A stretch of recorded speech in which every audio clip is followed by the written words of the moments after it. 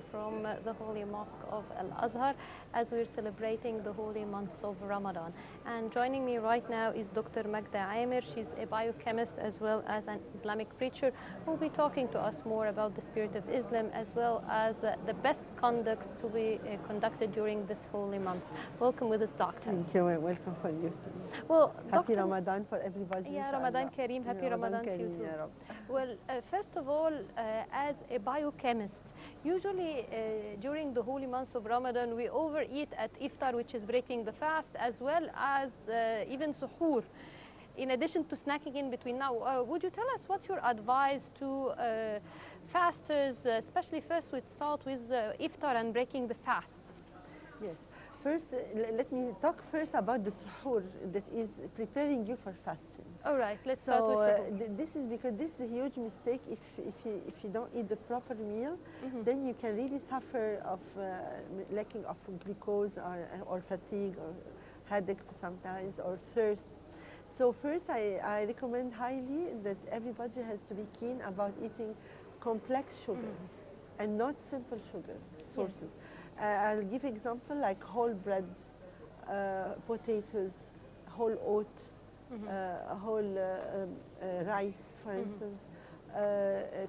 This is a complex sugar. It takes time to give you every let's say during the whole day it will give you energy and provide you energy for the whole day. Yes. But if the opposite is true, that means you eat simple sugar, that like juices or fruits and this, okay, it boosts your energy for a while, and then after a while, then you feel fatigue because it has it goes high and then low. Whereas the complex sugar sources give you energy the whole day. Yes. Now you mentioned. Of course, you should avoid also salty food and spices, because with this heat you need to not to feel like thirsty. And it's hard to be digested at that time. The suhoor is like in the evening, very late in the evening. So it has to be light and at the same time full of complex carbohydrates. Now, usually we tend to eat suhoor immediately before the call of Fajr, which is the dawn prayer, and then we go to bed. Is that healthy, or we should? No, I don't recommend this way. Yeah. From my own practice, the ideal would be an hour, let's say an hour before Fajr time, the dawn time. You have your meal, and more or less light meal, but as I said, with all the nutrients important, like could be yogurt with the honey, etc. A piece of bread, some dates, very light, to be digested somehow, and then give your time to drink. We need to rehydrate our body to get ready for a whole day without drinking. So instead of, if you finish eating right before dawn, then you feel thirsty. Better to drink in between, like for half an hour, give your time to drink every now and then. Now that's for suhoor. What about the iftar? Iftar. This is we finish, then we have inshallah a whole fasting, easy fasting inshallah. And then for the iftar, the opposite, we have to break our fast immediately by dates, because this is the ideal source of glucose to recharge your energy for your brain especially. So we first start by dates. If you don't find dates, then water. Then slowly, this is just to stimulate the digestive system. You can't eat all of a sudden a whole meal like this. You have to prepare your digestive system. It was in physiological rest during the whole day, and then you can start by like as your car to, you just all of a sudden to work like this. And no, it's a preparation, and then you pray, and then you start to have your meal, and as light as possible, because after the meal you have to pray the tarawih, and this is 20 rak'ah or 8 rak'ah, it ranges from 8 to 20. Then you need to be still healthy, feeling healthy, and not feeling the fatigue after a big meal. You can't really be energized, and you feel tired, and your liver is digesting. So you better have a light meal to be able to pray. I've noticed that you have some shots with you. Would you tell us a bit about them? I'm talking about what happens when you're fasting. It's a whole detoxification. Yeah, can you point it to the camera, please? Please. Yeah. It's first a physiological rest for all your organs, like you're giving break for all your organs from working. So when you give this physiological rest, what you expect after Ramadan, you revitalize all these organs, and you have a better function after Ramadan, inshallah. But of course, this is we put a condition not to indulge in eating sugar and toxins all the after when you break your fast. Okay, as your body is detoxifying, get rid of all the toxins, but of course they have to keep this benefit by not by eating healthy food when you break your fast. Yes. So I'll just give like what happened, just some ideas here.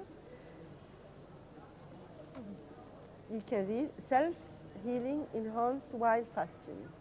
So if someone is sick, even the animals, we notice that the animals, when they are sick, they stop eating. So this is natural reaction for the disease.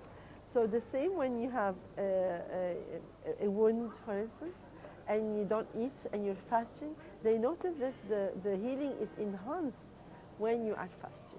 So the body, why? Because instead the energy is focusing on the digestive system, no, the vital force will direct itself to fight the inflammation, so the healing is enhanced. So actually fasting is not only spiritual and feeling compensation with the poor, but actually it's good psychologically and physically for you. Physically, it has lots of benefits, therapeutic effect. Yeah, in addition to healing like if it's an upset stomach or a member that needs to be healed, what other physical positive effects for fasting? We, number one, I'll highlight about this is an adipose tissue. Yes. When you stop eating, so what happens? The body relies on what we call autolysis. What is the autolysis? That means you break down of your fats. This is the only source. You abstain of eating and drinking. So the fats are your source of fuel.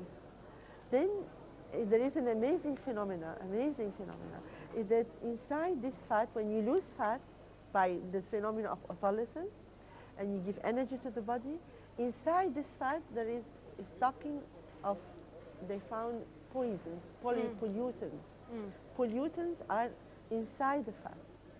So there is a release of the pollutants, toxins, circulating in your body, and then you get rid of it through the urine, for instance, or whatever, or sweating or whatever.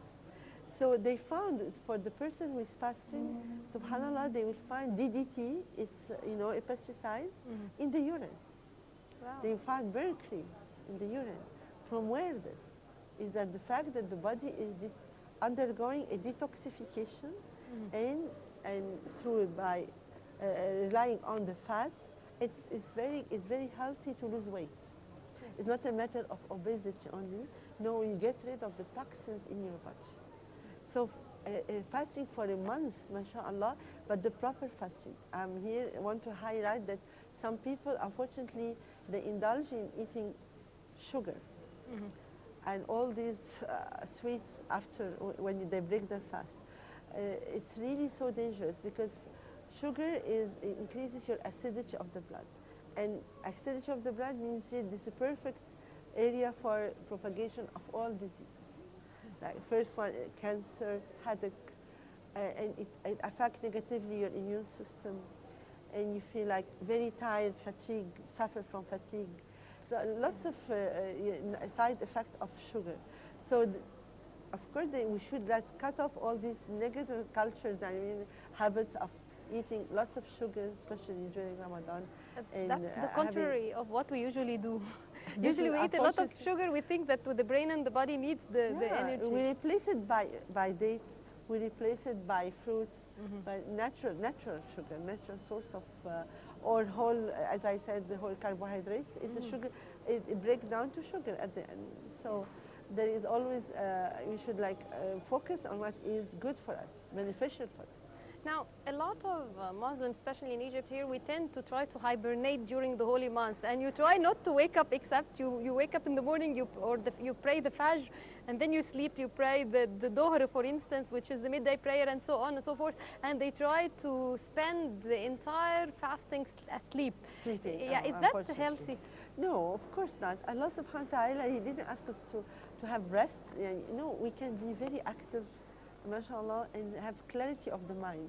It was noticed that when you fast, your mind is, mashallah, is very clear, and you can grasp knowledge easily. So you better spend your time reading the Quran.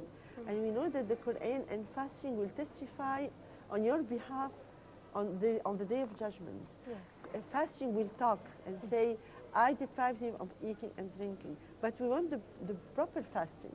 It's not only abstain of eating and drinking. No, proper fasting, that means you abstain of uttering an evil word, you're having positive thinking, have no enmity in your heart. Your whole behavior, it's a whole conduct. Yes. And we cannot justify the fact that we are thirsty and hungry by getting angry. I'm angry because I feel like hungry. No, Allah subhanahu wa ta'ala is teaching us during Ramadan is auto-discipline. Yes. Auto-discipline, because whatever is legitimate, we abstain of practicing, I mean eating and drinking. And then after a while, after Ramadan, this is reinforce our will, our will to strive to fight whatever is illegitimate. When you abstain and you say self-control for a month, then after Ramadan, it's easier to self-control ourselves against whatever is illegitimate. So it's to pave the way for a reinforce our lifetime piety. habit or attitude. Yes, we reinforce our piety. يا أيها الذين كتب عليكم الصيام كما كتب على الذين من قبلكم لعلكم تتقون. Yes. So the purpose of fasting is to reinforce our piety. Now, this is important here, the verse you've mentioned that mentions that actually fasting was also asked from God. God asked it to also people of the book from other religions. Now, to what extent is Islam or Muslim fasting different than from other religions, or is it similar? No, it's completely different, because Allah subhanahu wa ta'ala, He's the only one who will reward about this good deed. Every good deed, the angels will write down, the reward. Except for fasting, they don't know what is the reward. أما الصوم فهو لي وأنا أجزي به. That means the reward is only attributed to Allah subhanahu wa ta'ala. Yeah, that's so it is very, very special good fasting. And then we have the month of Ramadan is an opportunity, not only as a matter of fasting, mashallah, to expiate all our sins. Yes. By the end of Ramadan, inshallah, we hope we'll be among those who are freed from hellfire. Well, we hope so too. And So Ramadan mashallah, Kareem to mashallah, Dr. if Magda we Amer, excel in biochemist our and fast, research teacher. excel in Hopefully, our yes. good deeds, multiply our good deeds, because the reward is multiplied also during Ramadan. Well, thank you very much, and Ramadan Kareem. Thank you, Ramadan Kareem, Habibti. Well, and by this we come to the end of this segment, but we're still continuing with Nile Cruise, so stay tuned for more coming up.